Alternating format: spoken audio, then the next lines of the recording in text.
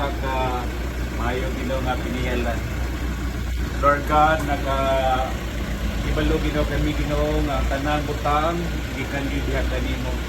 That's why Lord, ang amo Ginoo himoon mao ang pagpasidungog diha kanimo tungod kay ikaw man ang kinugdan Ginoo sa tanan. Not only pagpasidungog but also to recognize of God because you are the sole owner of God and Lord, imo lang kinigipiyal Ginoo sa pamilya Ginoo nga tulusa Father. O Lord, ako Ginoo mga pag-ampo God sa imo Ginoo nga pabor sa pag-iyal Ginoo dinhi. Maong tao God malagaan Ginoo kini Ginoo nga sakyanan nga doon na Ginoo magpasidungog diha kanimo. Lord God, as we dedicate Ginoo sa mo Ginoo nga pamilya, amo sang idedikar kini Ginoo nga sakyanan, kung kay kini Ginoo nga sakyanan o God, ikan manusab diha kanimo.